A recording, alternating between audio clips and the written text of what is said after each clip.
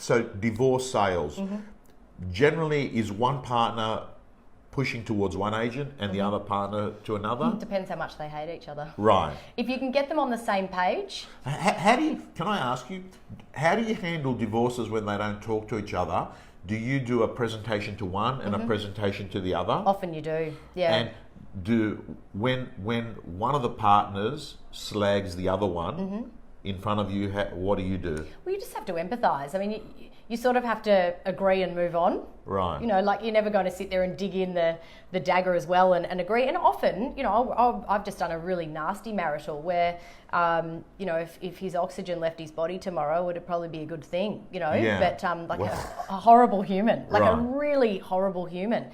But we had to represent him in a $10 million plus transaction. So we're in there in the trenches getting our hands dirty for him. Right. You know, and communicating with him daily when he's just an awful person and sort of wanting all this good for her because she's been through so much. Right. But it's not your decision, you know, you're not there to play God. Right. At that point, you have to disconnect yourself from it. And that's something I've learned in my career is that you will sell for people in not so good times. Right. They're not selling for good reasons. And if you take it on, and so I'm wearing a crystal now, Tom, I know you love my crystals, but you know, if you take on all their energy and you take on all their, if you sympathise instead of empathise, they're two such different things. Sympathise is you're carrying all their pain and you're carrying everything. Empathise is that you just understand and you advise and you guide, but you move on.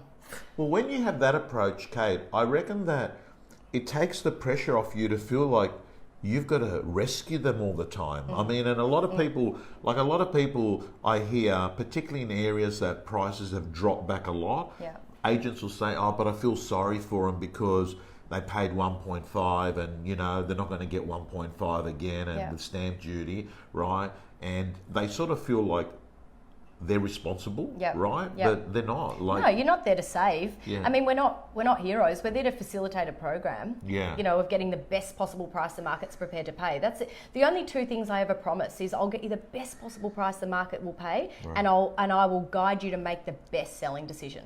They're the only two things that I can guarantee.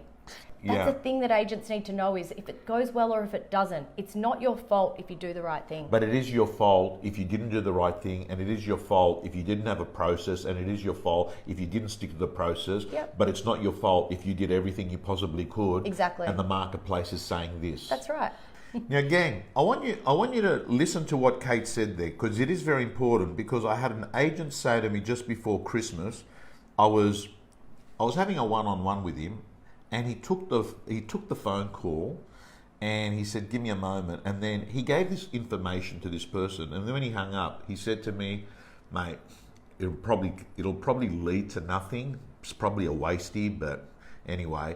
And I was thinking to myself, this guy felt like everything he did, he had to get something out. You know what I mean? He thought it probably won't lead to anything, right? But you know, and I was thinking to myself, if you always are thinking that way, the person you speak to must be able to pick up. Well, you talk about commission breath. I mean, isn't that the exact thing? Like, how many people, I just think people's bullshit radar is just so strong these days. And you know when you meet someone and you just walk away and you go, what was it about that person? They're so unauthentic. They're so unreal. And it was yuck. You know, they didn't make you feel good. You know, how you make someone feel is so important. So if you're going, oh, what's in this for me? As if they don't notice that. But Kate, you know what I'm worried about? I reckon that if you are a bad person and you hear you've got to be a good person to be in real estate, you'll still be a bad person trying to be a good person. Exactly. So then you're not authentic anyway.